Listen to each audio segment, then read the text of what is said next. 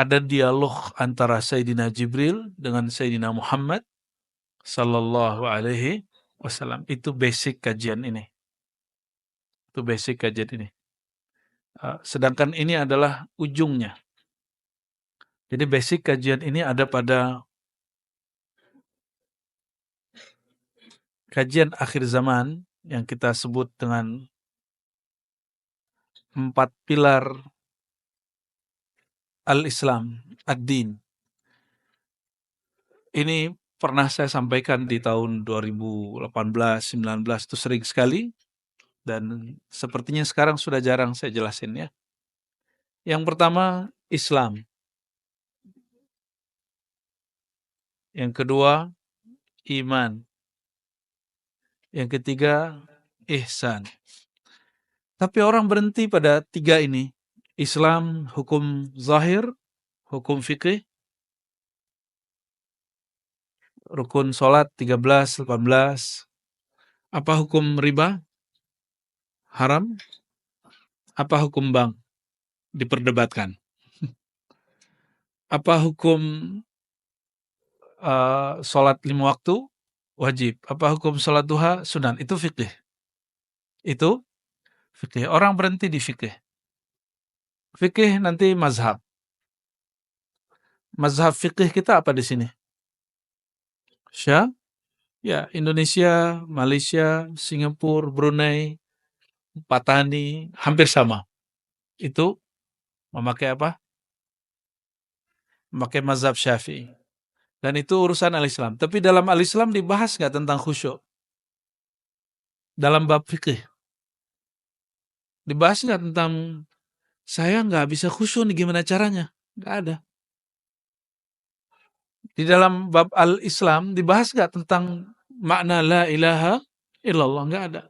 Maka orang hanya berfikih, bermazhab Syafi'i tidak cukup. Agamanya belum sempurna. Ya. Yang kedua, fikih. Setelah fikih yaitu akidah. Ada 5 rukun iman, betul? Ini yang kemudian banyak perbedaan ya, kalau di fikih tadi sunnah bid'ah antara salafi, wahabi dengan ahlus sunnah. Dan ini saya apresiasi kepada Kiai Abdurrahman, sahabat saya dan pembina pengurus di masjid ini, untuk berani nulis depan majang masjid ahlus sunnah. Ya, semoga Allah berkahi dan istiqomahkan, amin ya rabbal. Dan itu bukan anjuran saya ya, itu inisiatif ilham dari murid Gusmi ini ya. Salah satu yang buat saya senang kesini karena ketemu dengan murid dari wali nyentrik, wali Allah yang unik, yang kita sebut wali malamatiyah. Nah, beliau muridnya ini. Nah, cuma muridnya jadi kiai, gimana gurunya itu ya. Semoga Allah berkahi beliau dan guru-gurunya, amin ya rabbal alamin, dan semua pengurus pembina ya. Bab akidah nanti muncul aliran Mu'tazilah, aliran macam-macam Syiah. Hari ini muncul Syiah di Indonesia. Sudah mulai ramai? Sudah mulai ramai? Syiah di Indonesia? Sudah mulai ramai. Kita nggak benci Syiah, cuma kita beda dengan Syiah. Kita nggak benci Wahabi, tapi kita beda dengan Wahabi. Jadi beragama itu gagal kalau saya berbeda lalu saya benci. Sudah berapa lama belajar? Setiap kali belajar ujungnya benci. Itu berarti Anda belum beragama. Karena Allah itu menyebut kata cinta sering sekali dalam Al-Quran. Innallaha yuhib. Innallaha yuhib. Yang diperangi itu cuma 2 aja dalam Al-Quran yang dianggap, yang Allah benci. Orang-orang kafir, orang-orang munafik. Dan itu kemudian dengan nama yang berbagai macam. Ya. Masalahnya, orang munafik itu tidak tertulis namanya hari ini. Bisa jadi kita yang merasa paling benar ini munafik. Maka jika benar seseorang belajar agama, dia menuduh dirinya munafik, bukan menuduh orang munafik. Menuduh dirinya yang cabul, bukan orang yang cabul. Menuduh dirinya yang kotor, bukan orang yang kotor. Itu berarti beragamanya sudah mulai benar. Tapi kalau masih suka ngejudge, menunjuk orang, itu belum tuh. Itu syaitan. Tapi berjubah agama. Hati-hati ya. Karena syaitan tuh zikir di surga 18.000 tahun. Di riwayat Imam Tabari, Tarikh Tabari disebutkan iblis berzikir di surga 18.000 tahun. Ada yang berzikir sebanyak itu. Maka kesolehan kita, kealiman kita nggak cukup untuk melawan iblis. Apa yang bisa melawan iblis? Hanya satu, karena iblis nggak boleh masuk kolbu. Iblis nggak boleh masuk kolbu. Maka wajib belajar ilmu kolbu. Dan ilmu kolbu itu yang ketiga, ihsan. Fikih akidah, orang bisa murtad. Fikih ibadah. Fikih ini ujungnya ibadah. Masih ingat bersisa 500 tahun ibadah? Hadisnya sahih menyebutkan bersisa itu 500 tahun ibadah. Apa yang terjadi? Semuanya gugur. Ada orang 500 tahun ibadah lalu menuntut masuk surga dengan amalnya. Juga Allah kemudian tolak. Kenapa mereka ditolak oleh Allah? Karena mereka nggak ngerti bab ihsan. Ihsan itu bab kolbu.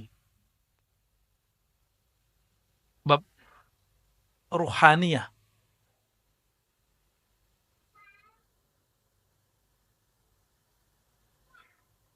Di rukun iman ada 6. Ada nggak bab tentang Imam Mahdi? Nggak ada. Berarti membahas Al-Mahdi bukan rukun iman. Oke? Jadi jika ada orang keliru mencari Imam Mahdi, keliru dalam bab rohani. Tapi bukan keliru dalam bab iman. Untuk mencapai bab akhir zaman, kita wajib belajar ilmu kolbu. Ini satu-satunya alat, nggak bisa lagi. Fikih hadis ini di sini. Hadis tentang Imam Mahdi, hidungnya mancung, jidatnya lebar.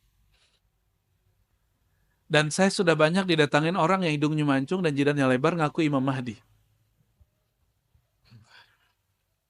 Jadi saya tanya, apa bukti kalau Anda itu Mahdi? Lihat hidungku dari samping, katanya. Lihat jidatku. Akulah sang Mahdi yang kamu cari-cari itu, yang kamu tunggu-tunggu itu. Ya, saya mau ketawa, takut dosa. Tapi itu terjadi. Dan yang paling sedih apa? Orang halu merasa dirinya lah sang Mahdi. Karena habis pandemi kemarin, itu tambah banyak orang halu bahwa dialah Al-Mahdi. Emang Al-Mahdi mesti pandemi dulu baru ketahuan. Ya.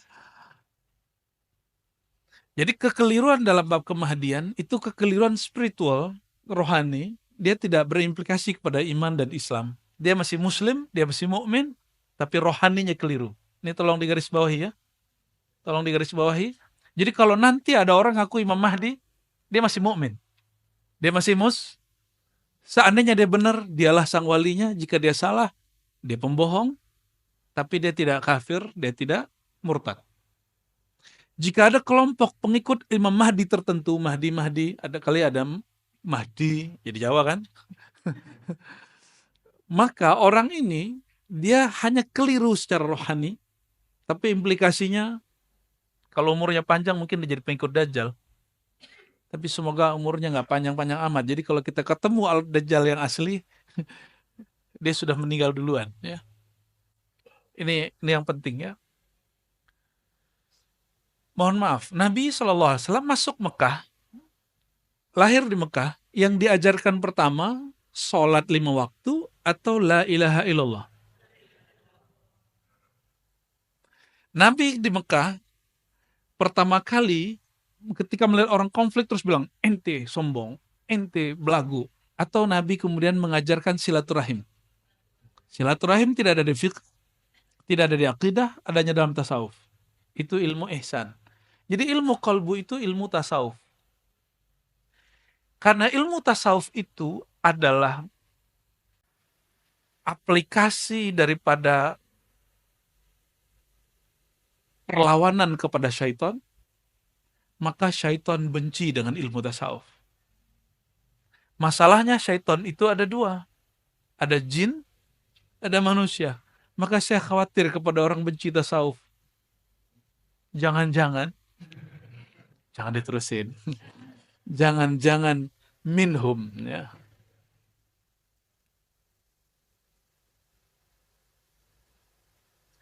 Karena tasawuf itu ilmu kolbu, sedangkan syaitan dalam kitab Awariful Ma'arif, Imam As-Surawardi mengatakan dalam satu riwayat, iblis itu meminta kepada Allah, ya Allah izinkan aku menguasai pembuluh darah manusia, maka Allah izinkan. Ya, maka setiap tubuh kita ada pembuluh darah, setiap tubuh kita ada tensi yang berbeda-beda. Ilmu tadi pagi dari Pak Dokter, ya. Ternyata tensi yang ada di mata beda dengan yang telinga, beda yang di kaki, beda yang di kepala, beda yang di otak. Itu ilmu luar biasa itu. Ya, supaya nggak sembarangan minum obat tensi katanya, ya. Ya. Sama banyak orang belajar agama salah minum. Nah, ini seharusnya dia menggetarkan yang mana, yang getar yang lain gitu.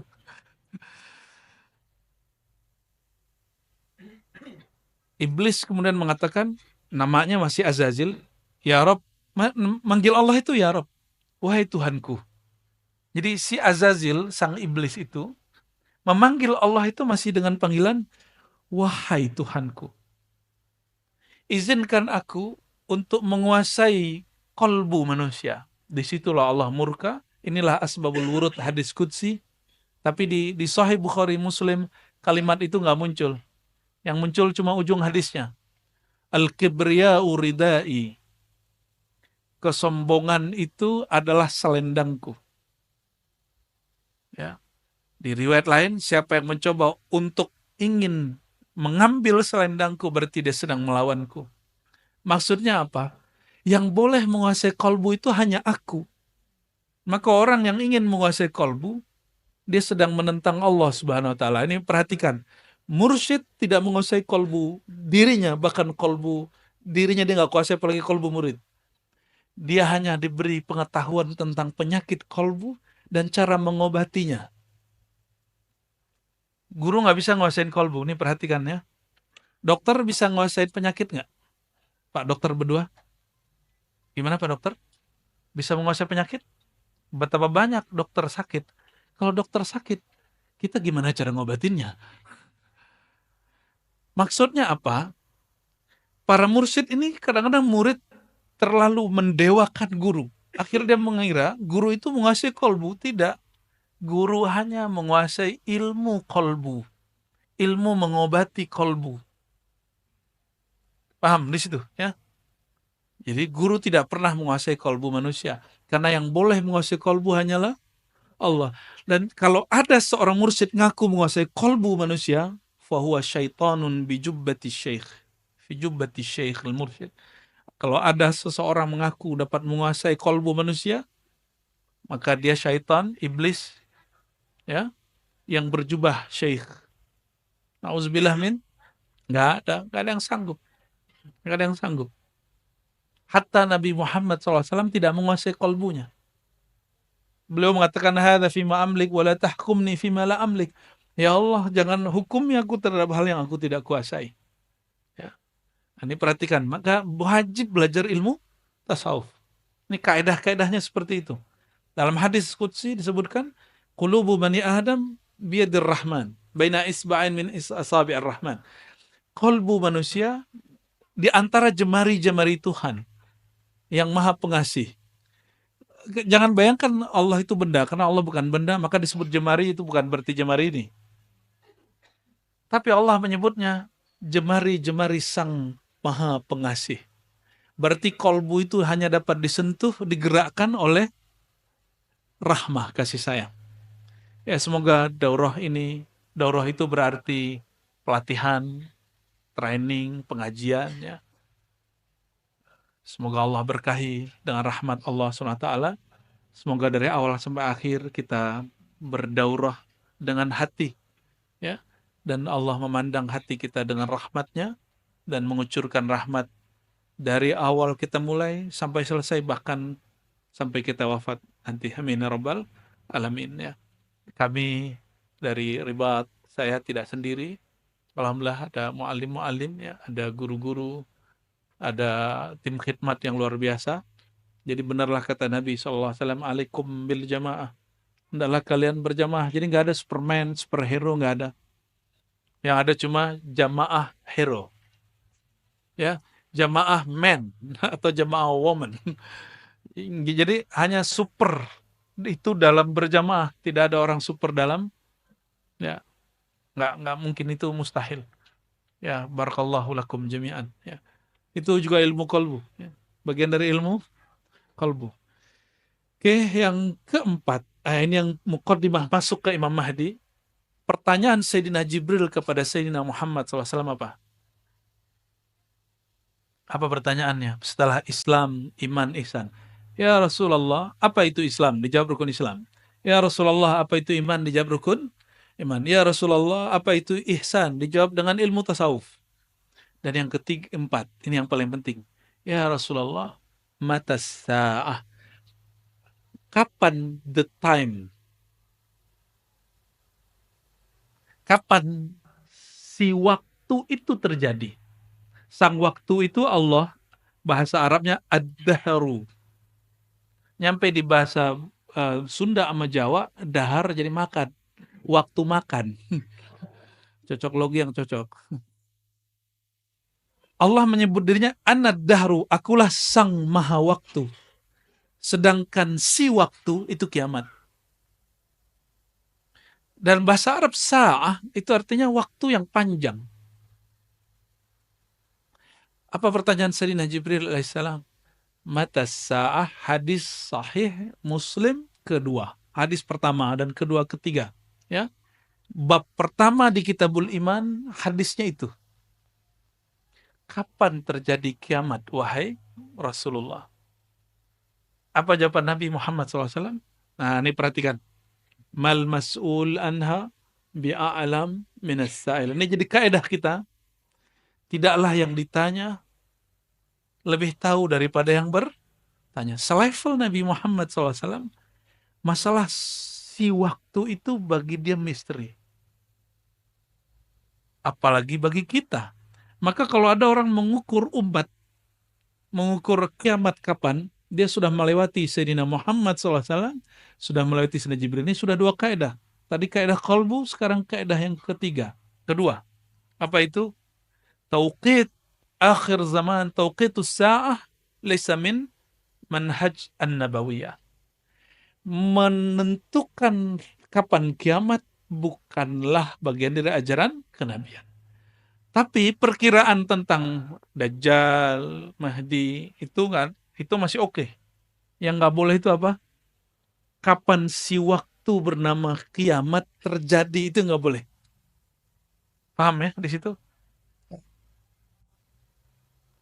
Kalau mengenai waktu lahirnya pembaharu, itu Nabi sendiri yang mengajarkan, Sallallahu Alaihi Wasallam. Apa kata beliau? Akan muncul setiap 100 tahun, hadis Abu Daud ya, orang mayujaddid laha dinaha, yang mentajdid agamanya, yang mentajdid baginya agamanya, bagi masa itu agamanya. Apa maksudnya? Agamanya nggak diubah, tapi kondisi yang berkaitan dengan si agama itu diubah.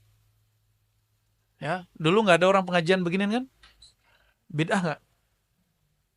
Rasulullah SAW nggak pernah ngaji pakai tab, nggak ada. Ya, maka pertanyaan keempat ini menjadi pilar keempat dalam agama, yaitu akhir zaman.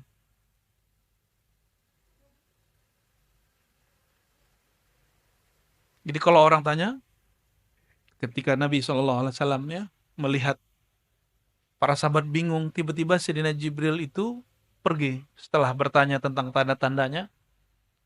Jadi Jibril mengatakan, oke, kalau engkau tidak bisa jawab, ceritakan kepadaku tentang tanda-tandanya. Maka yang dibolehkan adalah ilmu tanda. Nih perhatikan, ini kaidah berikut. Ma'rifat akhir zaman, ma'rifatul alamat. Ma'rifat akhir zaman itu mengerti tentang tanda-tanda. Ini kaidah. Ini kaidah penting. Sudah berapa kaidah dari tadi? Sudah 3. Pertama, kolbu. Bahwa yang menguasai kolbu hanya Allah. Yang kedua,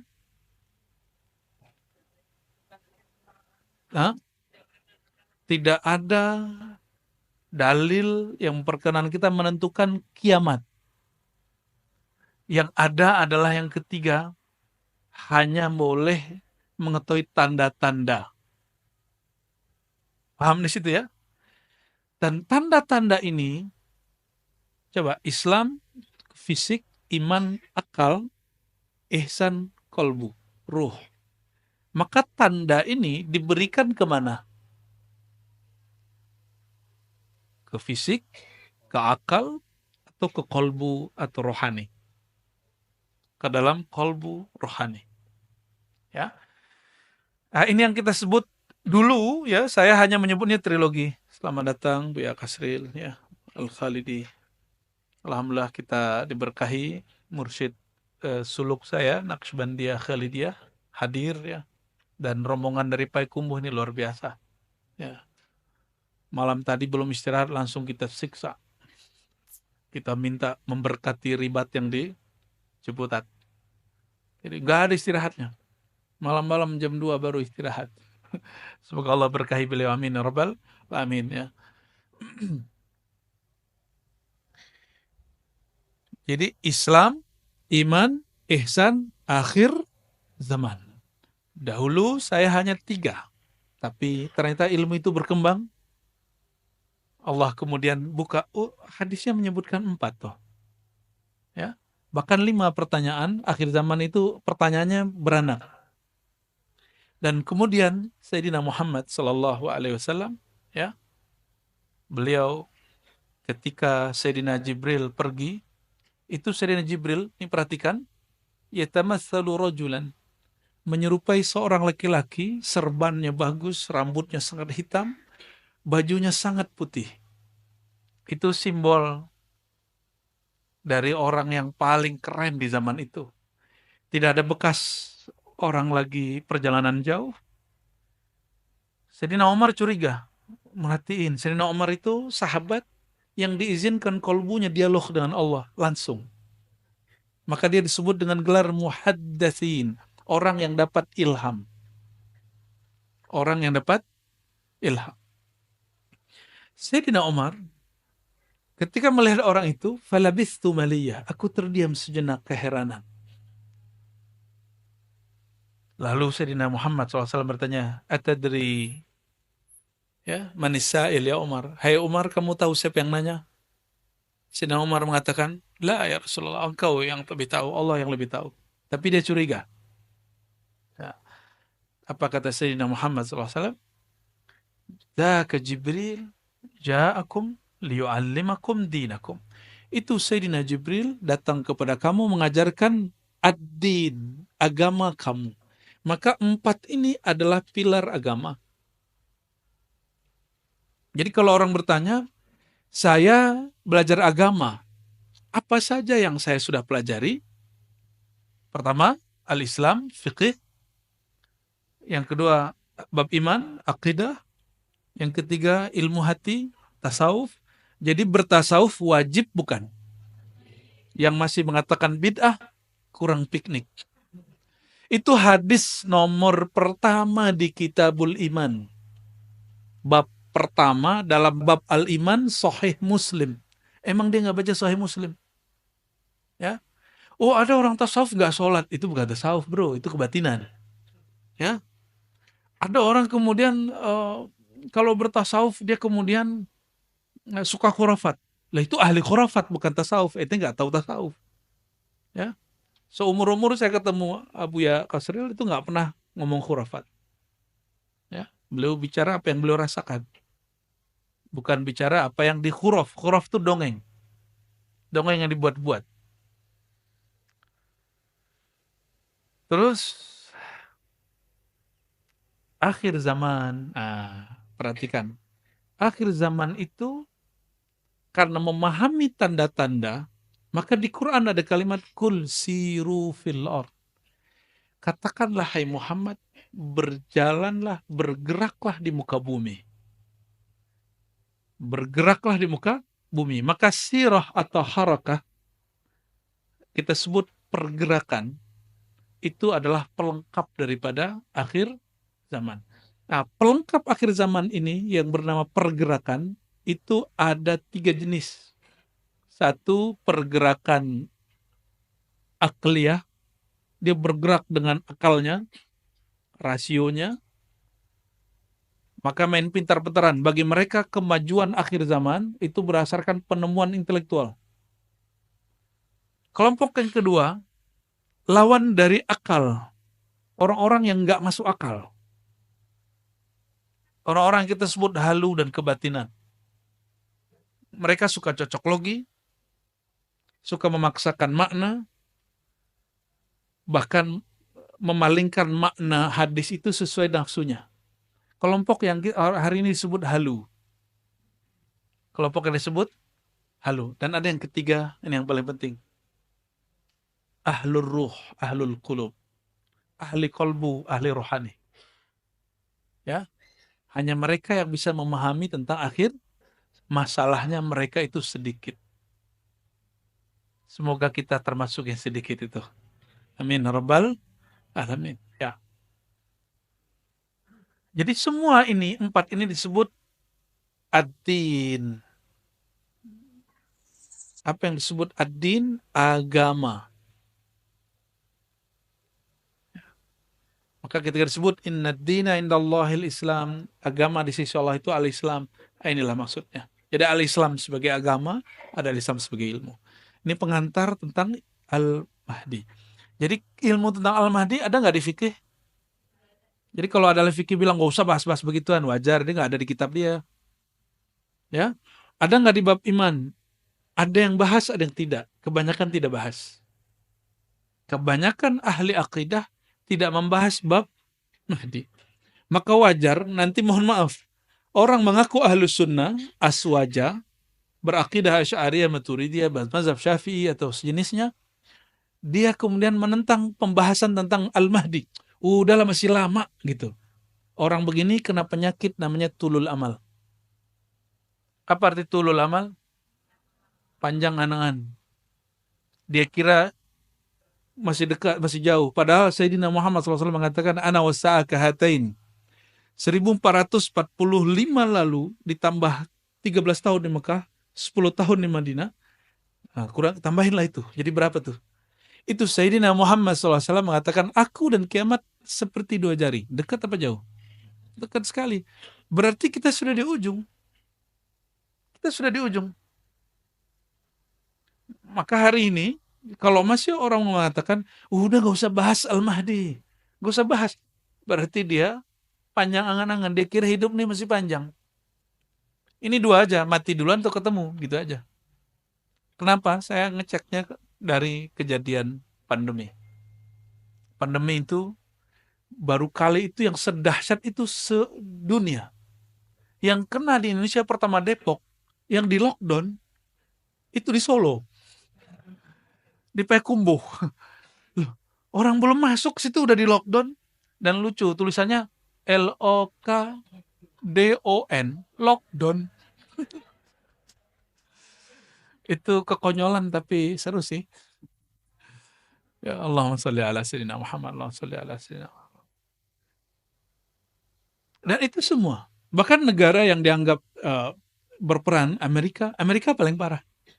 Cina paling banyak korban. Sampai hari ini. Bahkan Singapura sampai hari ini karena banyak Cinanya, kena terus. Tiap masa kena terus. Bener nggak? Ya. Sampingnya Johor kok nggak ada beritanya, kan aneh kan? Betul-betul aneh itu. Namun karena memori ini sangat short sekali, sangat pendek sekali. Memori kita pendek. Sudah lupa kan trauma pakai masker? Sudah lupa? Sudah lupa semua. Jadi manusia itu gampang sekali. Karena dia gampang menyerap, dia gampang melupakan masa lalu. Dulu tegang, masih ingat di Indomaret, Alfamart, kita dekat dikit dibentak sama orang. Kamu jauh-jauh. Mati duluan dia. Ya, itu kajian ya, kejadian. Benar nggak? Kejadian itu. Ternyata Pak Dokter sendiri nggak mau vaksin. Allahumma sholli ala sayyidina Muhammad. Kecuali Pak Dokter yang satu lagi mau vaksin. Oke, akhir zaman Jadi kajian ini sebenarnya sudah kontemplasi panjang, karena saya dulu ngaji hadis 15 tahun nggak ngerti susunan akhir zaman itu kayak gimana. Mana yang duluan, mana yang akhiran. Tapi pandemi kemarin itu saya anggap itu suluk. Suluk al-Khafidi. Suluk Khafid. Jadi suluk itu menempuh jalan. Khafid itu bahasa Arab, berarti Allah yang maha menyembunyikan, merendahkan, mensirkan. Ya, Khafid, Khafid. Ya, al-Khafidi. Jadi selama itu Allah banyak kasih saya anugerah yang saya nggak mengerti. Jadi kalau ilmu yang pertama empirik, al-Islam itu empirik. Apa arti empirik? Coba lihat saya. Oke, sudah kelihatan? Pakai mata apa pakai hati? Oke, kelihatan dengan mata? Itu namanya terlihat secara empirik. Empirik artinya panca indera. Oke, coba pegang temannya di samping. Itu makhluk zahir apa jin itu? Oke, berarti emang manusia yang hadir ya? Bukan malaikat, jin yang hadir toh? Tapi tenang, mereka juga ada yang hadir sebagian. Ya, cuma karena pakai registrasi dia bingung mau masuk dari mana tuh. Ya, masuk aja mereka. Ya, masuk aja masuk ya. Oke, itu namanya pengetahuan empirik. Apa pengetahuan? Pengetahuan secara fisik. Ini ringkasan S1, S2, S3 ini. Ada bab tentang angka benar salah. Itu tidak dapat dilihat dengan mata, dia mesti difikirkan. Ini yang disebut oleh Imam Ghazali, aku berpikir, aku cinta, maka aku ada. Diambillah oleh filosof dari barat itu ya, Immanuel Kant. Apa kata dia? Aku berpikir, maka aku ada. Itu diambil dari Ghazali. Maka Ghazalinya barat itu Immanuel Kant. Dia buat agama sendiri disebut Kantia. Ya, Kantianism. Saya kasih angka, coba. Perhatiin. 1 tambah 3 tambah 4 tambah 5. Berapa? Gampang bener. 1 tambah 2 sebut. Oke, ya. Itu kelihatan nggak? Oke. 2 kali 3 kali 3. Bagi 1. Oke. Fokus. Itu namanya pengetahuan yang diperoleh berdasarkan akal, rasio. Maka kita pikir, lalu kita tahu. Alam ini berubah. Betul? Ada sebuah kaidah, segala yang berubah makhluk dicipta. Alam ini berubah, maka alam itu dicipta. A sama dengan B, A sama dengan C. Segala satu yang berubah dicipta. C. Ciptanya C. Terus, pasti pusing. Nggak jadi deh. Itu mantik ya. Alam, ketika kita sebut dia dicipta, dia bukan muncul dari satu kalimat. Dia muncul dari 2 kalimat. Disebut premis. Segala sesuatu yang berubah adalah makhluk. Alam berubah. Yang ketiga, alam adalah makhluk. Menyusun ini, yang menyusun akal atau mata? Atau lisan? Yang menyusun? Akal. Oke.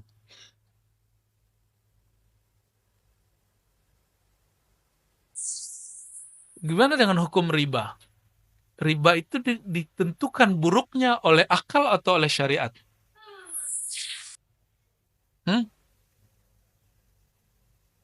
Riba itu ditentukan haramnya oleh syariat atau oleh akal? Oh, Mu'tazilah ini. Berarti nyusup juga Mu'tazilah sini ya. Alhamdulillah tobat hari ini. Penentuan hukum baik buruk itu mutlak syariat. Tapi baik buruk separohnya bisa diketahui akal. Tapi penentuan mutlak ini baik buruk berdasarkan syariat. Ini namanya akidah ahlus sunnah. Jadi ahlus sunnah itu syariat dulu. Syariat bukan berarti hukum boleh nggak boleh nggak. Syariat arti wahyu. Untuk mengetahui hukum riba mesti pakai wahyu. Bukan dengan akal semata. Tapi akal mengetahui sebagian. Akal mengetahui sebagian. Oke. Nah, mengetahui sesuatu setelah berpikir disebut dengan ma'rifat aqliyah. Atau bahasa kitanya pengetahuan rasional. Pengetahuan berdasarkan akal, rasio. Tidak semua yang masuk akal itu cara menjelaskannya sesuai dengan akal. Ya, banyak hal yang masuk akal, tapi penjelasannya nggak masuk akal. Penjelasannya kadang halu, kadang keliru, itu sering terjadi. Nauzubillah min dzalik. Oke, kita tinggalkan akal. Dalam ilmu akal, apakah ada pembahasan tentang Imam Mahdi? Maka orang-orang cerdas, intelek, filosof tidak akan sanggup bicara Mahdi. Paling dia, ente terpengaruh agama-agama kuno. Yang nggak ada tuh Mahdi-Mahdian, nggak ada. Jadi kalau orang intelektual, pasti dia menolak kajian tentang Al-Mahdi. Ini kita buka-bukaan. Ya, kita bukaan. Menentukan tadi hukum riba pakai apa? Wahyu. Sahibul wahyu, memegang wahyu siapa? Nabi Muhammad SAW. Bab kemahdian yang mengabarkan siapa? Yang mengabarkan kemahdian siapa? Sang pemegang wahyu, Nabi Muhammad SAW. Oleh karena itu, membicarakan tentang kemahdian akhir zaman bukan berdasarkan tebak-tebakan mata, bukan tebak-tebakan akal, tapi dia berdasarkan wahyu yang diturunkan kepada Nabi Muhammad SAW dan pemahamannya disimpan dalam ilham yang diturunkan kepada para ulama ahlullah.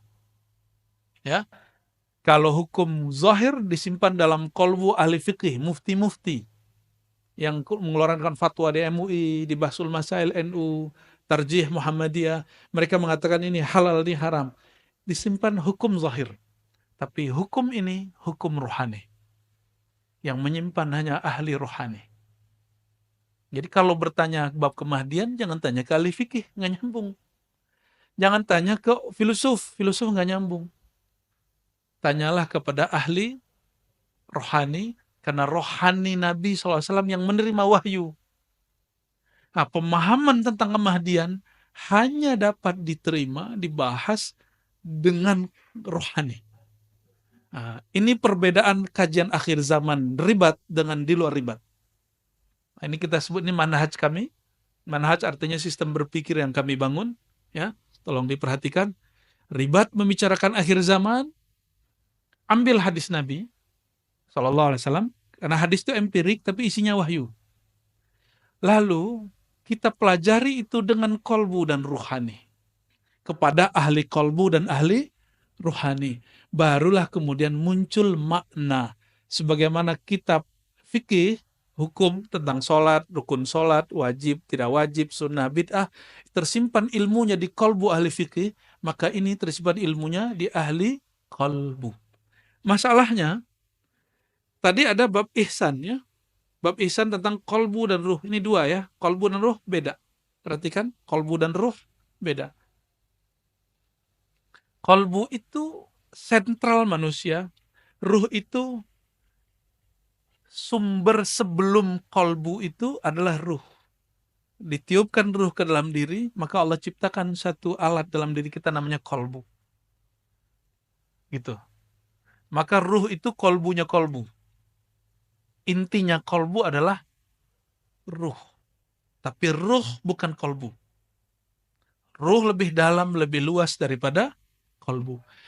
Jika orang belajar tasawuf mentok dalam bab kolbu, dia nggak akan bisa bicara tentang kemahdian.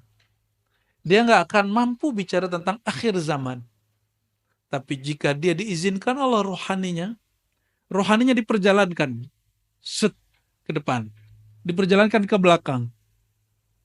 Ini yang dikatakan oleh Imam Hakim At-Tirmizi, Kekasih-kekasih Allah itu diberikan ilmul bad'i, ilmu masa lalu, rohaninya diperjalankan ke masa lalu.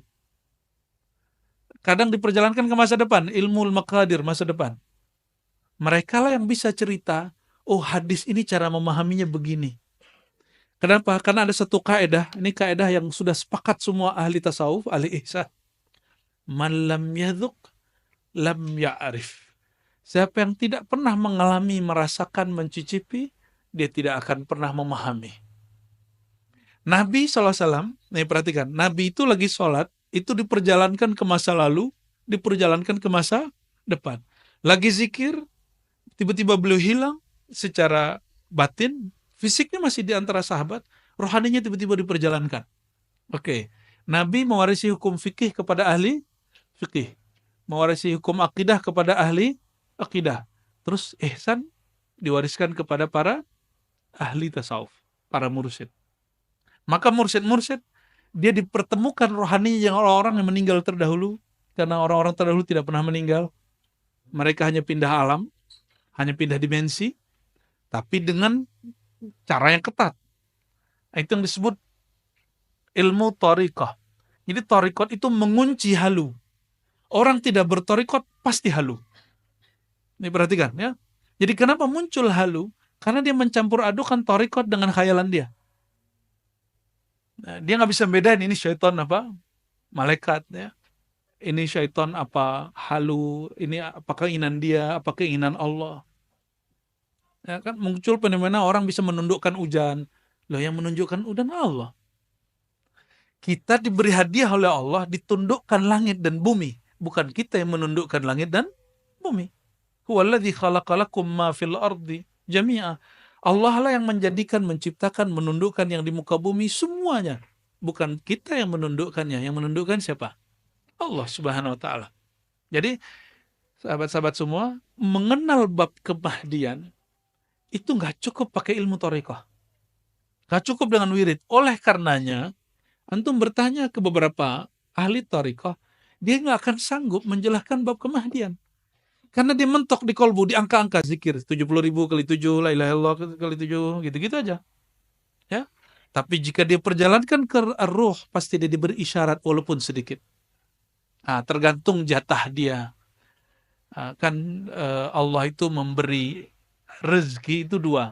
Ada rezeki zahir, ada rezeki batin. Ini bagian dari rezeki batin. Mungkin bapak saudara ada yang diberikan rezeki zahir yang berlimpah dan suka berbagi. Dan ada juga orang yang diberikan rohani, kolbu berlimpah, maka dia berbagi rohani. Itu sama. Ini kaya.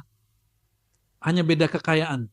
Ya ini kekayaan rohani, ini kekayaan jasmani, dan mereka saling memerlukan, saling menguatkan. Itulah baginda Nabi Muhammad SAW dengan para sahabat. Ya. Dan ma'rifatu akhir zaman nau'un min ma'rifatir ruh. Ya. Jadi ini kaidah sebelum masuk ke hadis pertama.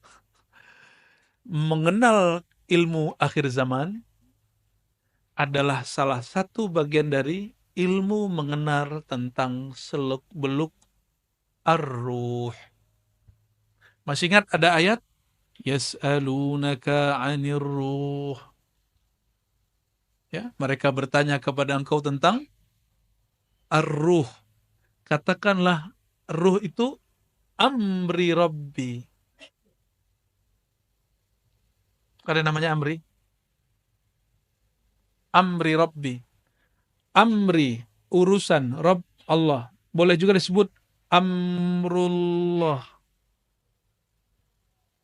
Perhatikan ada hadis Bukhari. La tazalu ta'ifatun min ummati. Senantiasalah ada sekelompok kecil dari umatku, gak banyak. Zahirina alal haq, mereka saling tolong-menolong dalam al-haq. Semoga kita bagian dari itu, amin. Hatta ya'tiya amrullah. Sampai datang amrullah. Amrullah bagi ahli fikih, ahli hadis, ahli akidah, itu kiamat. Tapi indi amrullah wal mahdi. Ya, amrullah itu siapa? Al-Mahdi. Karena amrullah itu artinya rahasia Allah. Dan yang Allah rahasiakan sekarang adalah Sayyidina Mahdi. Itu hadisnya jelas, Sahih Bukhari dan Muslim, Abu Daud, Tirmizi, hadisnya lengkap. Nah, oleh karena itu, amrullah itu babnya sebutan tentang ilmu ruh, maka Sayyidina Al-Mahdi a'lamun nas birruh. Ini sudah mulai dibuka. Ciri pertama Imam Mahdi. Ya, ini diloncat sedikit ke ujung supaya saya nggak lupa nanti. Orang yang paling mengenal tentang amrullah, amrul rabbi, yaitu ma'rifatur ruh, adalah Nabi Muhammad SAW. Lalu setelahnya adalah Al-Imam Al-Mahdi. Nah, dengan begini baru kita masuk, ini landasan untuk mengenal tentang hadis Al-Mahdi. Dan perlu digarisbawahi saudara-saudariku, sebutan Al-Mahdi itu ada sebutannya Al-Mahdi Al-Mubasyar, Al-Mahdi Al-Muntazar. Apa sebutannya? Al-Mahdi menyebut Al-Mahdi Al-Muntazar itu disebut oleh ulama Ahlu Sunnah dan juga disebut oleh ulama Syiah. Disebut oleh ulama Ahlu Sunnah dan juga disebut oleh ulama Syiah. Apa arti Muntazar? Mahdi Muntazar, apa artinya? Imam Mahdi yang ditunggu-tunggu. Dan dua-duanya ada dalam literatur Ahlus Sunnah, ada dalam kelompok Syiah. Maksud saya sederhana, jadi ada yang nggak paham, lalu mengatakan menyebut Al-Muntazar berarti ente Syiah. Jadi ada yang berhenti kajian akhir zaman, itu cuma karena si Ustadz menyebut kata Al-Mahdi Al-Muntazar. Ini coba cek. Kata Al-Muntazar itu muncul dalam Imam Ahlus Sunnah di Mesir, tapi berasal dari Maroko, itu Sidi Abdullah Al-Ghumari, waktu beliau masih di Mesir. Sidi Abdullah Al-Ghumari adalah hafiz terakhir hadis Nabi SAW. Orang terakhir yang paling banyak hafalan hadisnya di dunia. Dan beliau punya kitab tentang Al-Mahdi Al-Muntazar. Dan beliau Imam Ahlus Sunnah. Gitu. Tapi kita beda dengan orang Syiah. Syiah itu Mahdi, imam yang ke-12. Keturunan Rasulullah SAW yang ke-12. Kita enggak. Yang kita maksud Mahdi Muntazar, itu yang akan kita bahas pada sore ini ya. Sebelumnya kita baca lagi suratul Fatihah. Untuk Imam Abu Daud dan guru-guru kita yang menjazahkan saya kitab ini. Abuya Syekh Sya'rani Al-Martapuri Al-Makki ya, dan beberapa guru-guru yang lain yang masih hidup, dari Syekh Yasin, dari Umar Hamdan, dari sanadnya yang bersambung kepada Imam Al-Hafiz Abu Daud As-Sijistani. Al-Fatihah. Bismillah.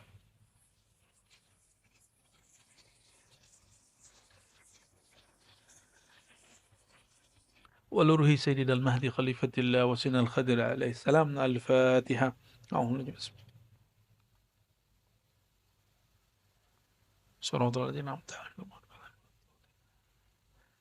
Ya, setelah muqaddimah tadi, nahmadullah wa nusalli wa sallim ala habibihil karim. Amma ba'du. Qala bisanadina al-mutasil al-imam Abi Daud. Ini sudah dibagi? Enggak, dibagi ya? Enggak. Oh, nanti dibagi PDF-nya. Ini ada sanad yang tadi saya fatihain.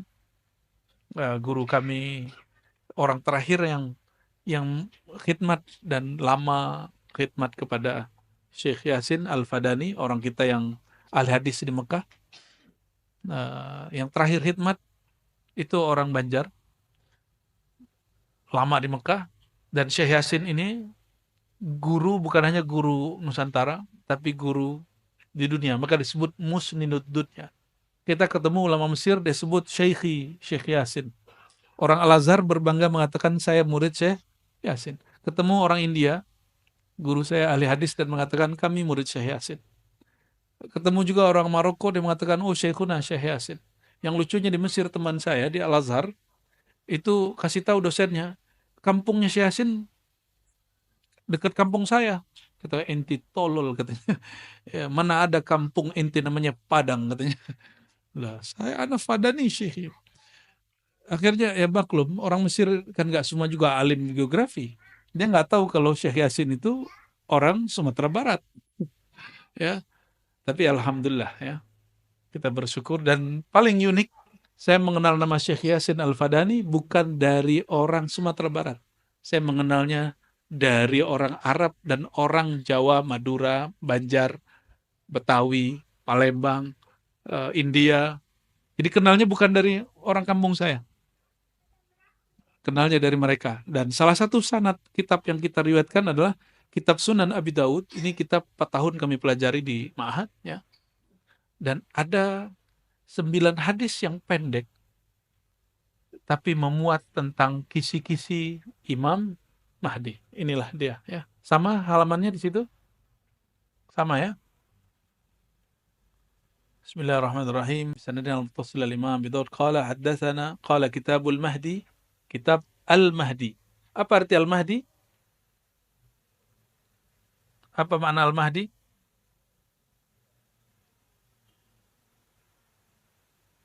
Al-Mahdi. Al-Mahdi dari kata huda, hidayah. Apa arti hidayah? Petunjuk. Petunjuk turun di hati apa di kepala? Apa di gelar? Apakah dokter lebih tinggi hidayahnya daripada orang yang bukan dokter? Wa may yu'min billahi yahdi qalbah. Siapa yang percaya kepada Allah, Allah bimbing hatinya. Berarti Al-Mahdi itu orang yang paling percaya kepada Allah. Itu rumusnya. Surat At-Taghabun, silakan lihat di rumah ya. Maka Al-Mahdi, jadi ada hada yahdi huda, fahuwa hadi wa dzaka mahdi, ya. Ada hadi, kalau hadi yang memberi petunjuk. Kalau mahdi yang diberi petunjuk. Huda berarti tuntunan. Maka Al-Mahdi berarti yang dituntun. Yang dituntun tadi siapa? Mana yang dituntun? Kolbu, ruhnya. Ruhaninya langsung dituntun oleh Allah Subhanahu wa Ta'ala. Ya. Jadi kalau ditanya, ini sudah langsung terjawab, ini harus sudah khatam ini kajiannya, ya. Siapakah Al-Mahdi? Orang yang paling beriman kepada Allah dan orang yang paling tertuntun kolbunya.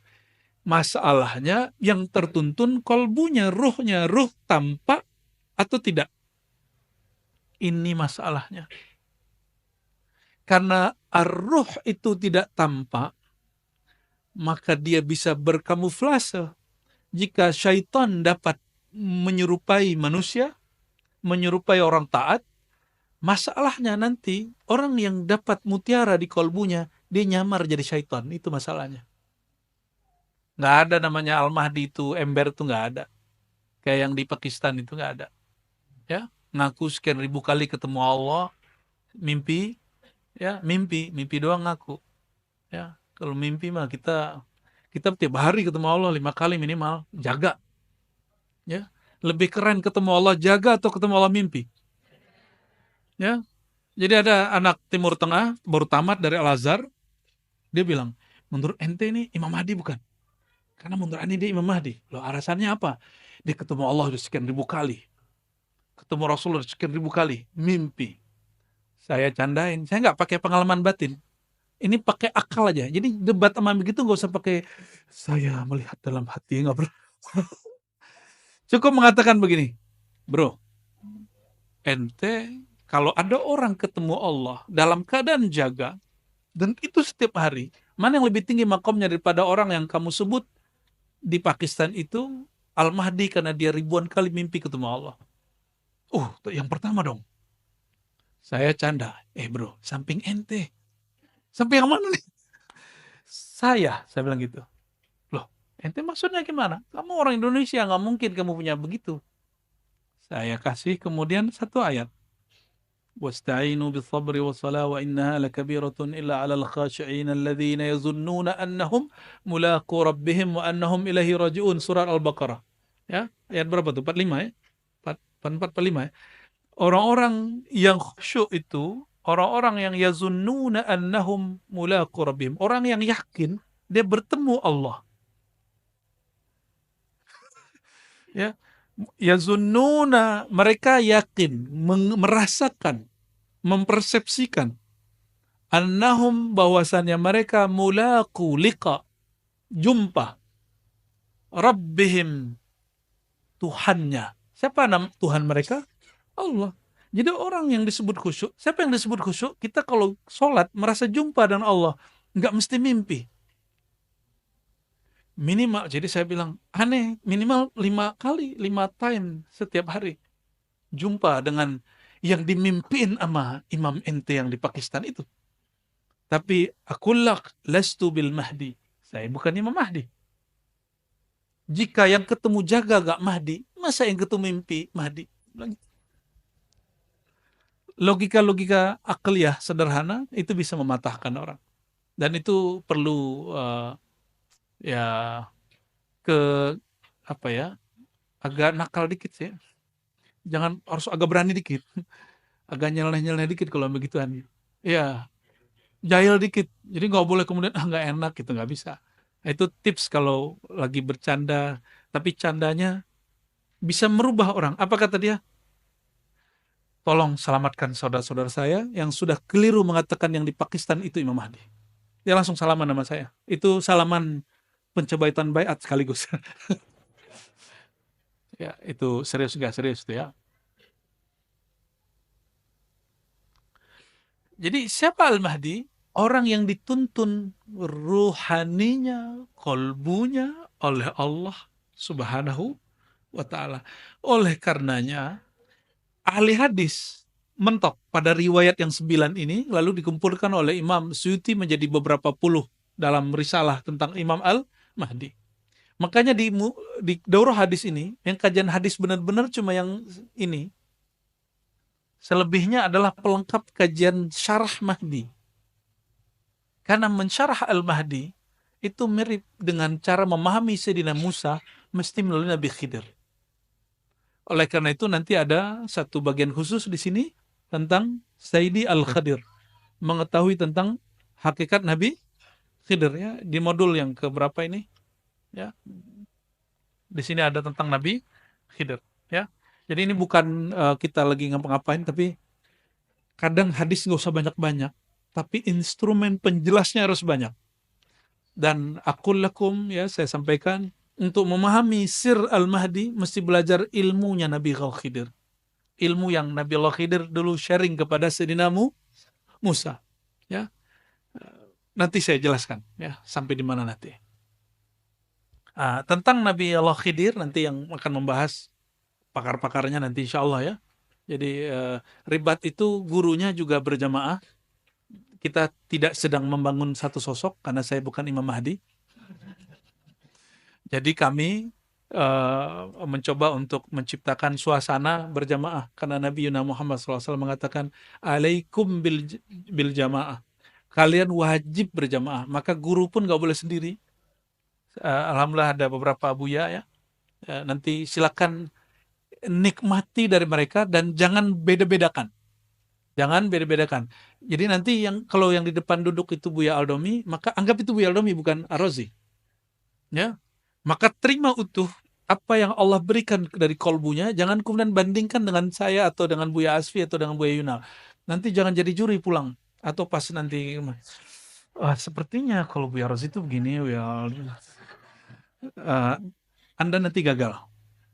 Nanti nggak bisa menikmati hidangan-hidangan rohani yang lebih banyak. Torikot itu banyak, di ribat itu, Bapak Ibu, kita mengedepankan satu manhaj, namanya manhaj al-Muhammadi. Manhaj al-Muhammadi itu boleh juga disebut Tariqah al-Muhammadi. Tariqah al-Muhammadi itu bukan Tariqat saingan Naqsyabandi, saingan Syazili, enggak. Al-Muhammadi itu sistem untuk memahami semua Tariqah. Ya, maka di ribat kami tidak fanatisme Tariqah. Ya, Tariqah apa aja bisa diketemuin di ribat. Maka kita sebut manhaj kita, Tariqah kita Al-Muhammadi, meskipun kami suluknya Naqsyabandi. Wirid pagi sorenya Syazili. Jadi nanti sore di ujung pengajian ada zikir pagi sore, mohon dipimpin Buya Asfi ya. zikir yang diajarkan baginda Nabi Muhammad SAW untuk mengisi pagi sore, dan itu sama dengan bercocok tanam di surga. Jadi subhanallah bihamdi azim gharsun fil jannah, orang yang baca subhanallah dia sama dengan menanam di surga, membangun di surga. Maka nanti jangan keluar. Selesai dulu zikir baru keluar. Oke? Insya Allah. Kita masuk ke hadis yang pertama. Hadis yang pertama ini hadis yang nomor 4279 di kitab Iman Abu Daud. Beliau meriwayatkan dari Amr bin Utsman. Amr bin Utsman ini bukan orang Ciputat, bukan orang Cinere, bukan Jakarta. Ya, dia orang Homs, ya. Jadi Imam Abu Daud pindah kota, dan dulu belum ada kereta, belum ada pesawat. Dia pindah kota untuk mengambil hadis ini. Dari Imam Marwan, Imam Ismail, ini kebanyakan orang Kufah, dari ayahnya Abu Khalid. Ini disebut dengan sanad. Apa sebutan ini? Ini sanad siapa? Silsilah siapa? Imam Abu. Sedangkan dari saya ke beliau sepanjang ini. Dari Imam Abu Daud ke Nabi 1, 2, 3, 4, 5, 6. Jadi jarak beliau dengan Nabi 6 orang. Jarak saya dengan Imam Abu Daud di atas 20 orang. Jadi ini yang disebut sanad. Jadi ini yang dikatakan Imam Ibnu Mubarak, al-isnad minad-din, bersanad, berguru, bersilsilah bagian dari agama. Jadi kita nggak ngaku-ngaku. Hari ini banyak orang buka kajian kitab Sunan Abu Daud, Sahih Bukhari, tapi dia nggak punya sanad. Kita nggak tahu dia gurunya siapa, pemahaman dia ambil dari siapa, apakah dari kolbu pewaris Nabi, apa kolbu pewaris Musailamah al-Kadzdzab. Ya, kita nggak tahu. Semuanya punya pewaris, itu. Maka wajib memperhatikan guru kita siapa, apakah silsilah ilmunya bersambung kepada Nabi Muhammad SAW. Ini bukan untuk menghibur, tapi ini menghiburan. Ya, apa kata guru kami? Kafa lil mar'i ayyakuna ismuhu tahta ismin Nabi. Cukup lagi seorang murid, nama dia ditulis di bawah nama Nabi. Ya, jadi nanti ada nama Nabi, terus di bawah nama guru ada nama dia. Itu yang disebut silsilah. Ya. Nanti coba lihat di situs Ribat Nauraniyah, kita ada di situ menampilkan bukan gagah-gagahan, tapi sekedar orang karena banyak bertanya, jadi kami tampilkan bagan silsilah tarekat. Dan cara nulis bagan, nama Rasulullah paling tinggi, sallallahu alaihi wasallam, lalu nama kita paling bawah. Jangan dibalik. Tapi kalau nulis narasi, nama kita dulu terus baru nama Rasulullah sallallahu alaihi wasallam. Dan cukup seseorang dapat syafaat jika nama dia terhubung dengan nama baginda Nabi Muhammad sallallahu alaihi wasallam, ya.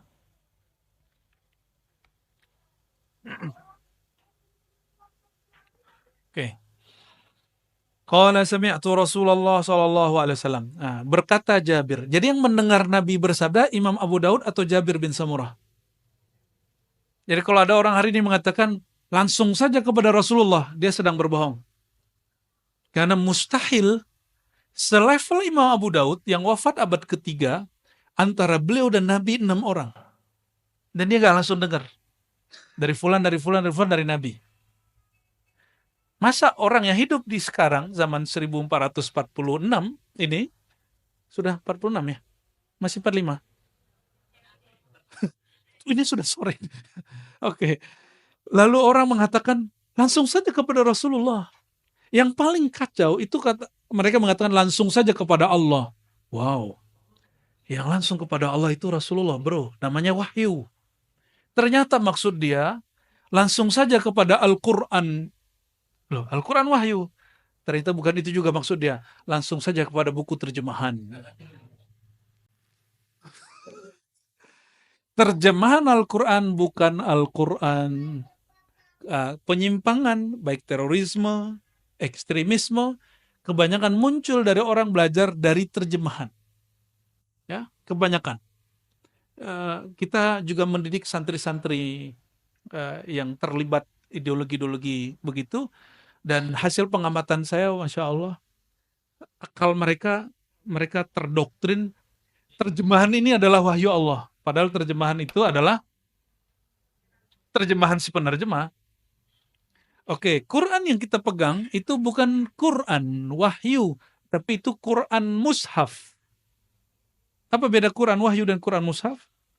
Kalau wahyu turun ke qalbu Nabi SAW. Kalau mushaf ditulis oleh sahabat Nabi Sayyidina Utsman, maka disebut mushaf Utsmani. Mushaf produk manusia, mushaf Quran dicipta. Kalau Al-Quran tidak dicipta, dia langsung masuk ke dalam ruh. Paham di situ? Oke, maka kalau kita mengatakan langsung saja kepada Allah, itu setara dengan Rasulullah SAW. Langsung saja kepada Pak Nabi, itu setara dengan dua kelompok. Satu ahli sahabat, yang kedua ahli kasyaf. Orang kasyaf itu langsung ke Rasulullah ya. Percaya nggak, Tom?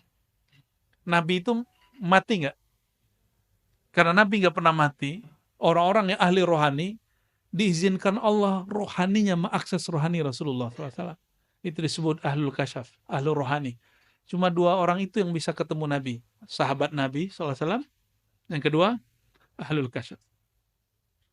Hanya dua itu. Mungkin kelompok yang mengatakan langsung saja kepada Rasulullah, dia sahabat Nabi. Jadi kalau ketemu dia, radhiyallahu anka, gitu ya. Atau qaddasallahu sirrahu. Karena dia ahli rohani. Nah, jadi kalimat itu tidak pantas dikatakan oleh seseorang umat Nabi Muhammad SAW yang berilmu. Jadi tolong perhatikan, jangan pernah mengatakan langsung saja ke Quran. Enggak. Al-Quran itu karena turun ke kolbu Nabi, bukan kepada kertas. Maka coba taruh Quran di rumah, itu rumahnya nggak jadi sakti loh. Tapi taruh Quran di kolbu, dimanapun kita pergi, Allah berikan kita karamah. Karamatul Quran. Karamatul Quran. Keramatnya Quran. Keramat itu artinya kemurahan Allah yang ada pada Quran. Keberkahan Allah yang ada pada Quran. Jadi mohon ini diganti cara berpikirnya bahwa Quran yang dimaksud baginda Nabi Muhammad SAW, Dzalikal kitabu. Waktu itu sudah ada buku belum? Sudah ada percetakan apa namanya di Bandung itu? Mizan. Sudah ada Gramet? Belum ada. Maka yang dimaksud Dzalikal kitabu la raiba fih. Itulah Alkitab. Yang dimaksud adalah apa yang diturunkan kepada kolbu Nabi Muhammad Sallallahu Alaihi Wasallam.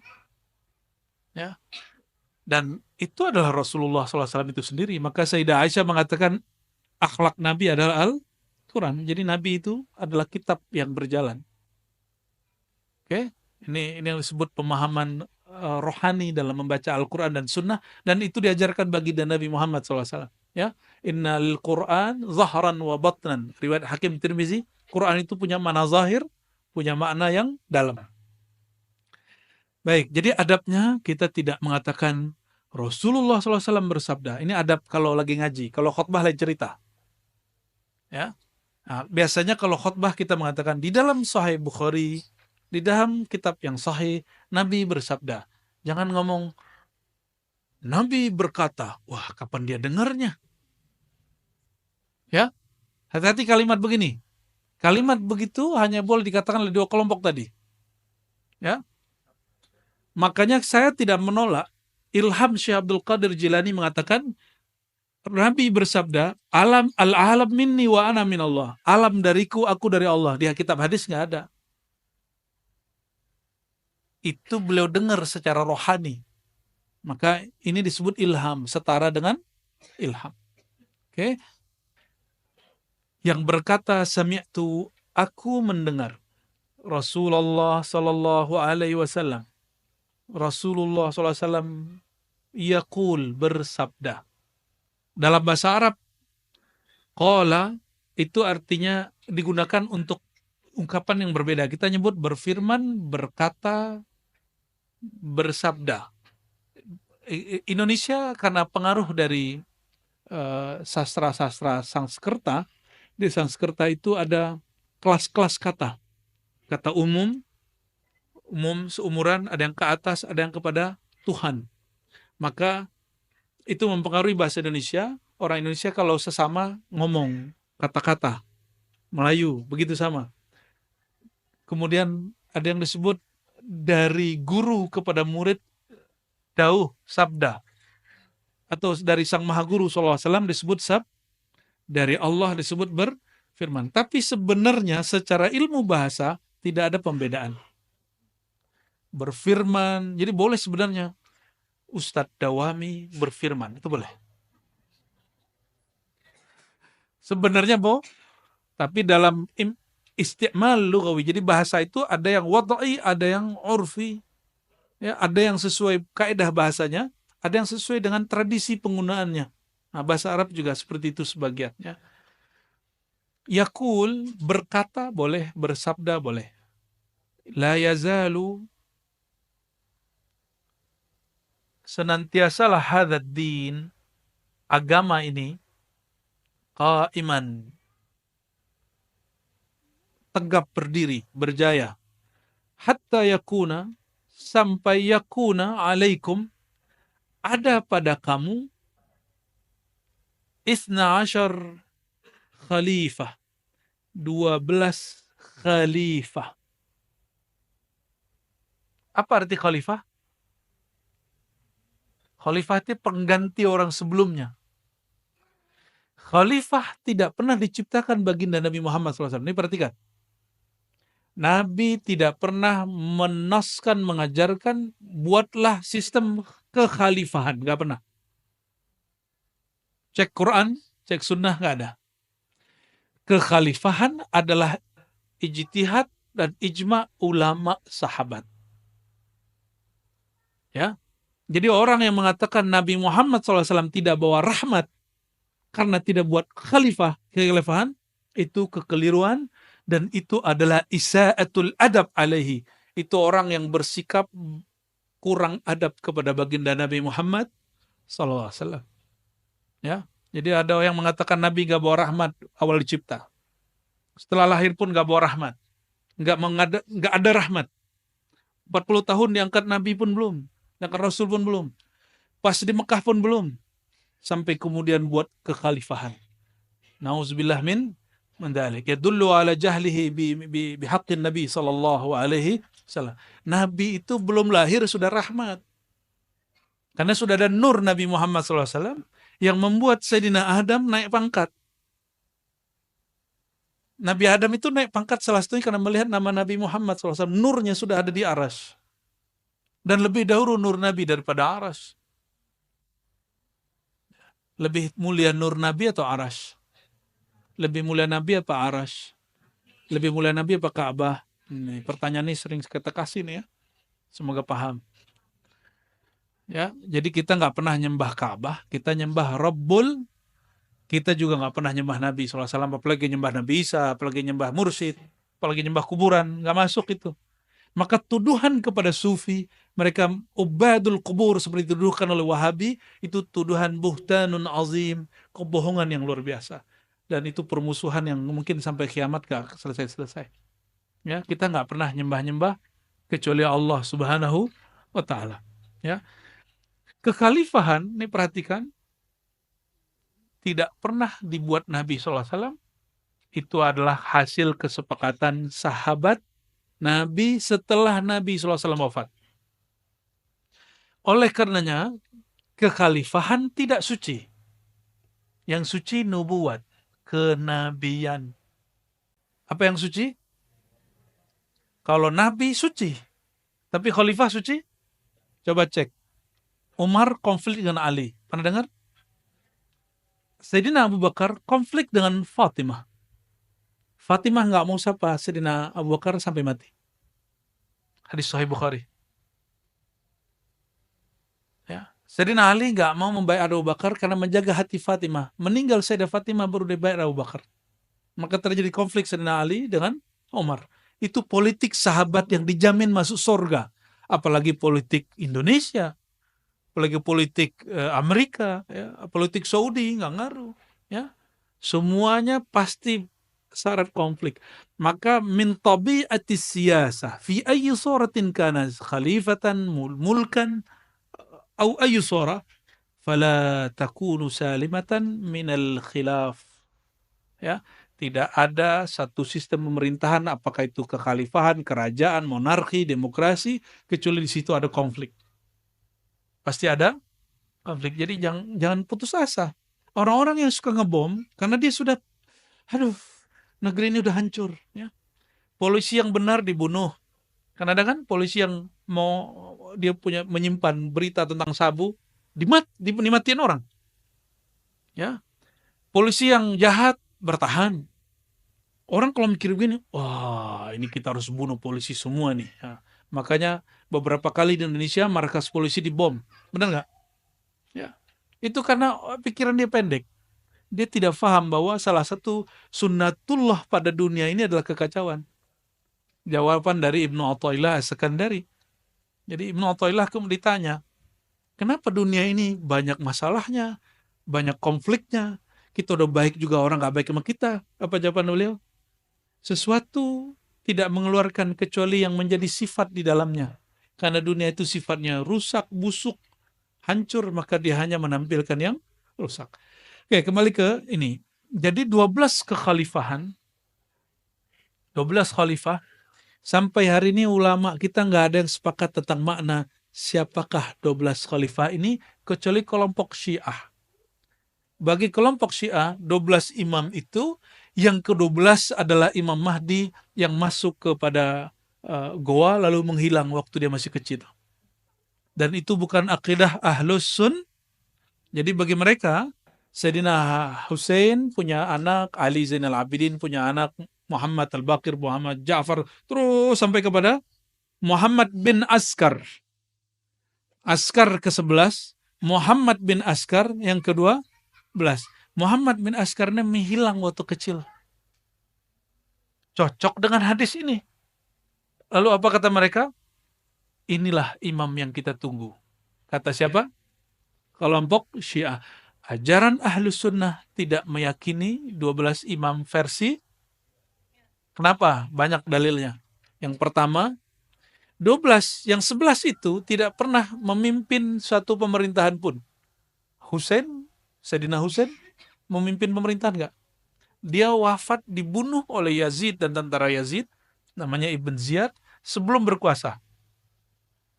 Sayyidina Ali Zainal Abidin Jumatan aja nggak boleh. Muhammad Al-Baqir juga sama, Ja'far Shadiq itu juga hampir sama.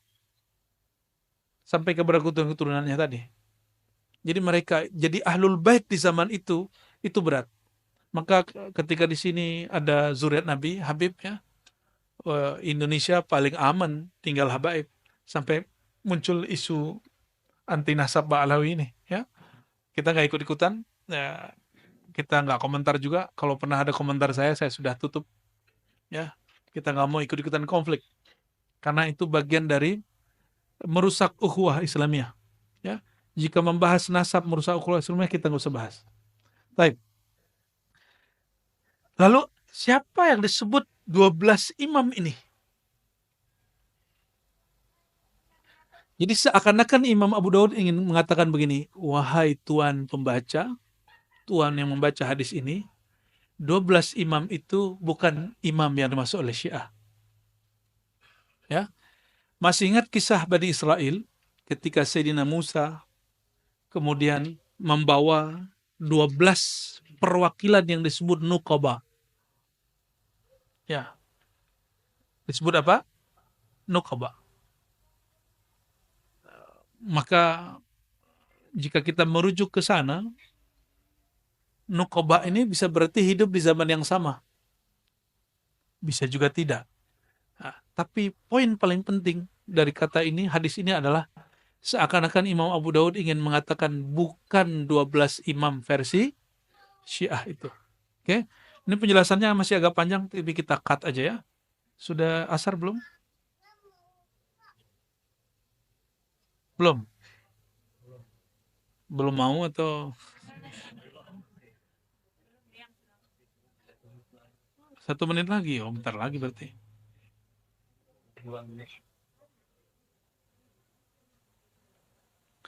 Hadis berikutnya sama. Kayak saya nggak bacakan ya. Kita masuk ke hadis yang setelahnya. Wabila qala haddatsana Musaddad. Kelihatan?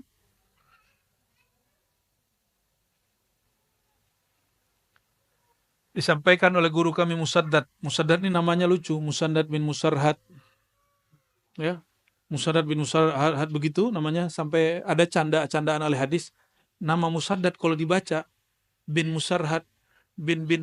Dan itu semuanya bikin pusing orang Arab. Kata orang Arab, itu kalau ada yang kesurupan langsung sembuh. Jadi ahli hadis itu suka nyandain sesama ahli hadis. Dia ini nih. Ya. An Umar bin Ubaid haddatsahum ini berarti gurunya ada 2 atau lebih dari 2 ya. Sana qala hadatsana Muhammad al-Ala qala hadatsana Abu Bakar yakni bin Ayyash wa sana Musaddad. Kembali ke Musaddad.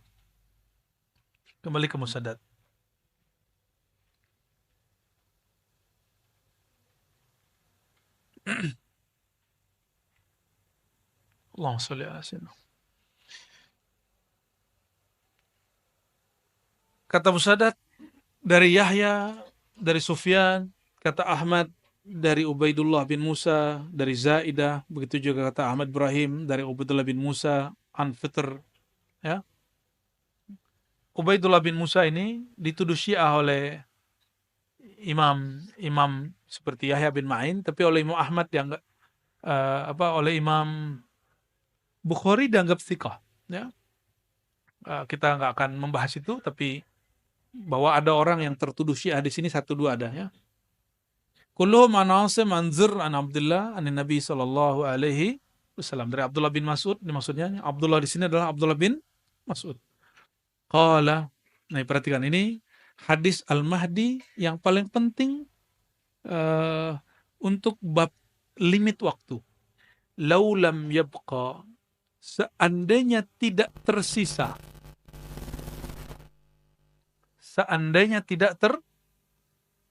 dapat fisiknya teks ada? Dapat?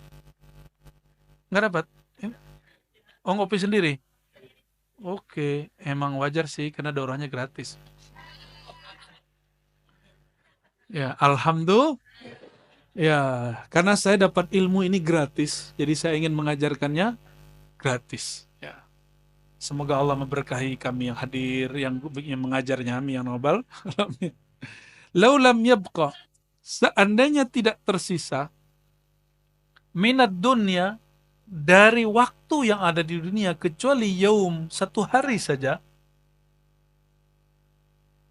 la tawwalallahu dzalika, sungguh Allah akan memanjangkan hari itu, dzalikal yaum, hatta yub'atsa atau yab'atsallahu, sampai Allah membangkitkan seseorang, mengutus seseorang, minni, dari aku,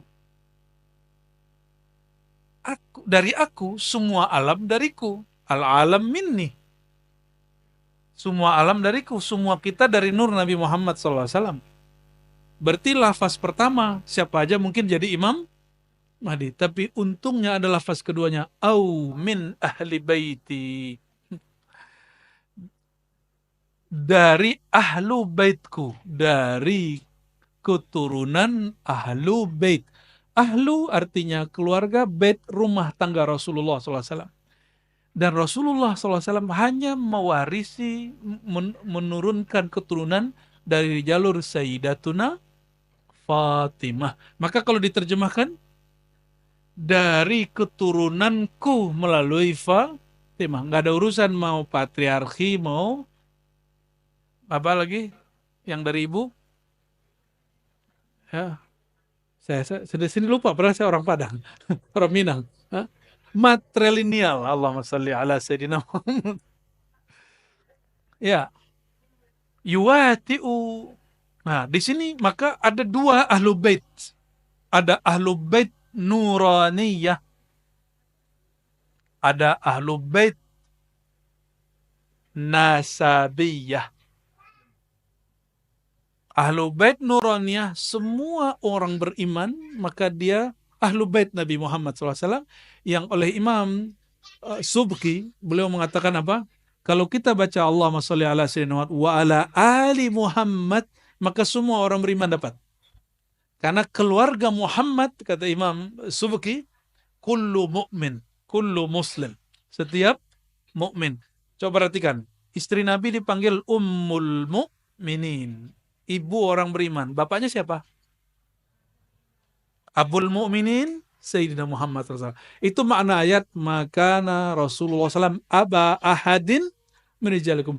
Rasulullah SAW bukan bapak seseorang saja, tapi bapak rohani semua. Bapak semua rohani. Ya, maka kita ada salawat, kita sebut salawat Abu Ruh. Abu Ruh, ya. Allahumma shalli ala sayyidina Muhammad Abir Ruh. Ya, salatu wassalamu alaika ya Aba Ruh. Ya.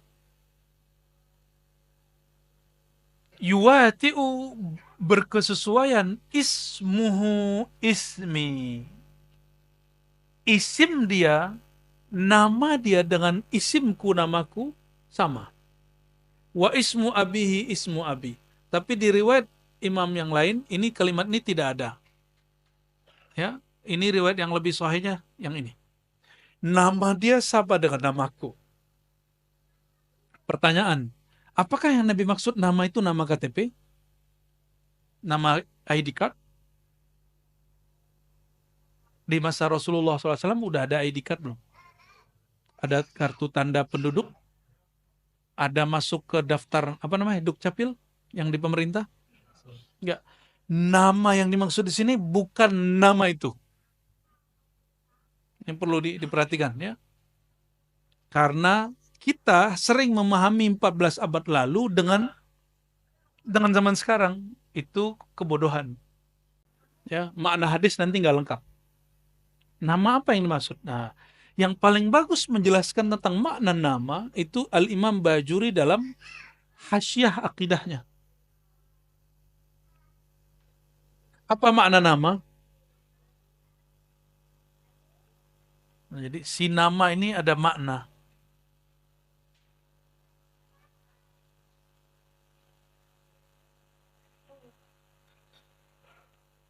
Ismi, namaku. Dari kata ism, Bismillah, dengan nama Allah.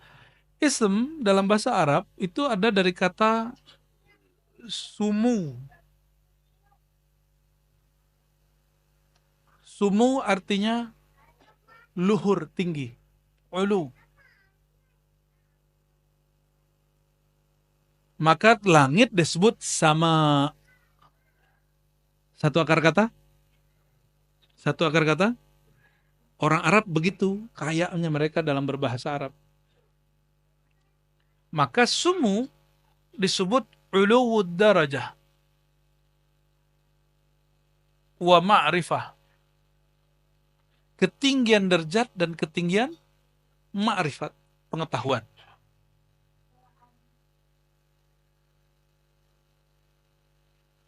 Berarti Imam Mahdi doktor dong. Ya, karena derajatnya tinggi dan ilmunya tinggi. Oh, bukan. Rumus awal apa tadi? Kemahdian itu mengenalnya bukan lewat gelar intelektual, tapi melalui spiritual, rohani. Ya. Makna kedua daripada ism, kalau ini tinggi,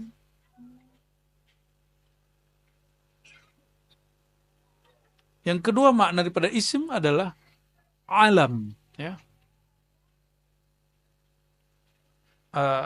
Bahasa Arabnya wasem.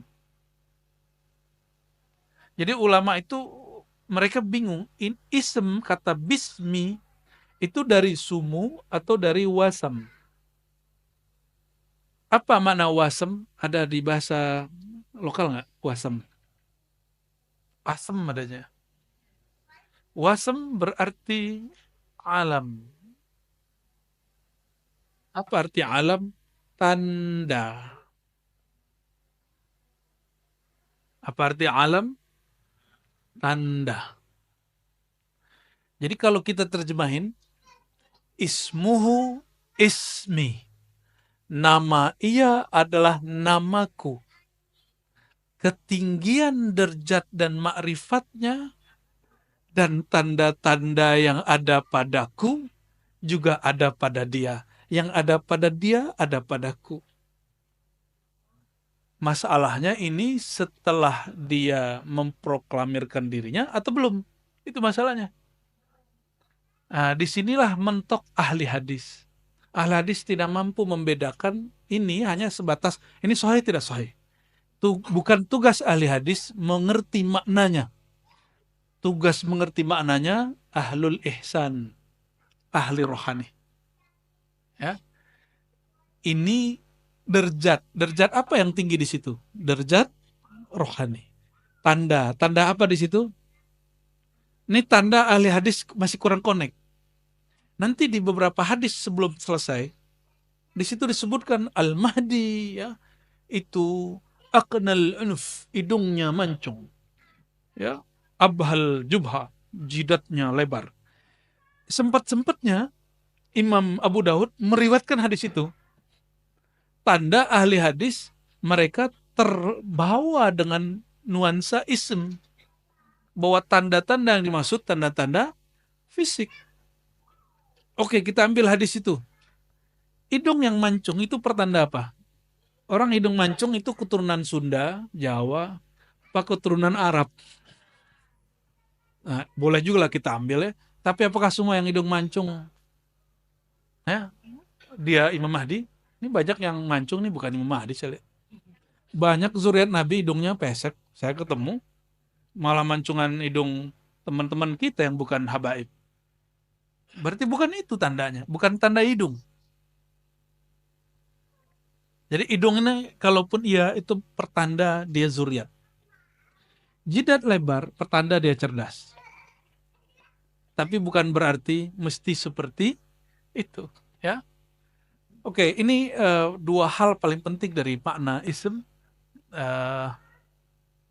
Awalnya agak sulit untuk memetakannya, tapi 2021 alhamdulillah Allah izinkan pemaknaan ini kemudian rampung, ya.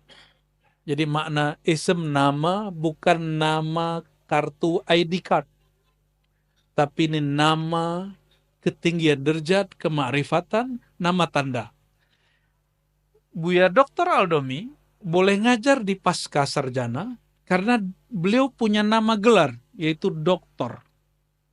Apakah semua saudara-saudara ini boleh ngajar di pasca sarjana, S2, S3? Enggak. Mesti ada, sudah punya doktor, mesti punya syarat satu lagi, namanya nomor induk dosen. NIDN. Berarti dia punya nama induk. Nama dia punya nomor. Jika di alam nyata ini ada kenyataan realita begitu, maka ini adalah pertanda bahwa di akhir zaman ada lebih dari satu nama. Maka kita ada kitab, di situ disebutkan 2000 nama Nabi SAW kurang 5. 2000 kurang 5. Nama Nabi Muhammad Sallallahu Alaihi Wasallam. Semakin kenal nama Nabi Muhammad SAW, semakin kenal beliau. Ini baru ilmu nama yang diajarkan ke Sayyidina Adam. Wa 'allama Adam al-asma'a kullaha. Kami ajarkan nama-nama, ilmu nama kepada Sayyidina Adam. Jadi tolong diluruskan, ini bukan nama ID card. Ini nama dalam pengertian ketinggian ilmu, derajat, dan tanda-tanda. Udah mau selesai. Udah. Buat itu aja. Oke, barangkali ini karena kita sudah mau asar, mohon ahli salawatnya, salawat dulu nih. Faiz, salawat dulu Faiz. Ini baru berapa hadis? Sudah berapa hadis? Tapi baru satu bab. Baru satu bab, dan kita pun membacanya bukan membaca seperti ahli hadis kebanyakan, ya, tapi membacanya agak sedikit lebih santai. Sebelum sholawatan, coba perhatikan kalimatnya. yamla'ul arda yamla'ul arda Al-Mahdi itu akan memenuhi bumi dengan qistan wa adlan, keadilan. Kama, ini menjadi limit kemunculan Al-Mahdi.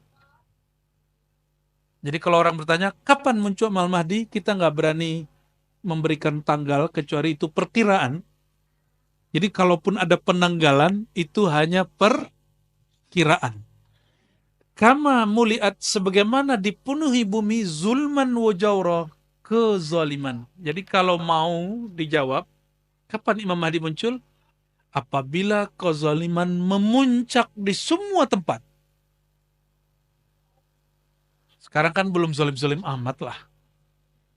Ya. Masih bisa makan tuh? Masih boleh makan? Masih bisa tidur beberapa jam setiap hari? Masih dapat hak hari-harian? Masih. Berarti ini belum. Ya. Tapi tenang dulu, kan ini zaman bisa berubah. Kezaliman yang paling dahsyat selama sepanjang tahun ini, sepanjang abad ini, itulah kemarin pandemi. Kita nggak tahu ke depannya apa lagi. Jadi kezaliman yang dimaksud di sini bukan kezaliman politik lokal. Tolong digarisbawahi. Bukan kezaliman politik lokal. Kalimatnya coba perhatikan. Sang Mahdi akan memenuhi bumi. Ini kalimatnya pakai bumi. Akan memenuhi bumi sebagaimana bumi dipenuhi. Berarti ini yang disebut orang global, tapi saya nggak suka istilah itu. Apa istilahnya? Uh, Pemerintahan global gitu. Saya nggak suka istilah itu. Kita gunakan istilah baginda Nabi Muhammad SAW. Apabila bumi telah dipenuhi, seluruh bumi dipenuhi oleh kezaliman. Dan kezaliman yang paling parah itu nanti ketika Dajjal 3 tahun berturut-turut menyebar virus dan krisis di muka bumi. Maka nanti tidak ada hujan, orang kelaparan di mana-mana. Jadi itu kezoliman global kalau boleh disebut. Bukan kezoliman Soeharto, SBY dan Jokowi, bukan ya. Ini masih gagal fokus ini. Hadis-hadisnya dibawain ke bab politik. Kalau di Malaysia kezoliman Anwar Ibrahim gitu enggak ada urusan. Ini enggak ada urusan begitu. Kezoliman Salman, Raja Salman dan MBS, Muhammad bin Salman, ya salam ya akhi, bukan itu. Ini kezoliman munculnya dari orang yang paling zalim, yaitu Dajjal. Bukan kezaliman politik lokal. Ini kalau orang nggak ngerti bab kolbu, dia akan maksain, enggak, ini zamannya nih. Ya, maka sekarang di Indonesia sudah banyak Dajjal. Kalau begitu bentar lagi Imam Mahdi keluar juga dong. Ya, gampang bener. Ya, seharusnya dari kemarin tuh 2020 seharusnya keluar udah. Ya. Oke. Ini kalimat paling penting di hadis ini. La tazhab aw la tanqadi dunya hatta yamlikal arab rajulun min ahli baiti wa artinya sama berdasarkan hadis ini, dan hadis ini hasan. Ya, hadis ini apa? Jadi ada sahih, hasan, dhaif, dan dia di tengah-tengah. Dia di tengah-tengah. Oke, saya tanya lagi. Ini kezaliman lokal, nasional, atau global? Maka pelaku kezalimannya itu politik partisan atau politik global. Global. Ya, jadi jangan terjebak dan dimainkan perasaannya oleh perbedaan antara partai politik yang ada di dalam negeri. Paham? Jadi kita nggak usah kemudian tengkar sama partai yang beda-beda. Udah biarin aja. Jalan. Ini nikmat dari Allah Subhanahu wa Ta'ala. Gimana? Sudah mulai capek? Sudah mulai lelah hayati? Saya yang lelah. Baik, karena kita mau sholat ya, silakan siap-siap. Syukur-syukur masih wudhu, langsung ke ini sholatnya nanti diatur gimananya oleh panitia. Kita minta sholawat pendek sekitar 3 menit. Fadal Faiz. Assalamualaikum warahmatullahi wabarakatuh.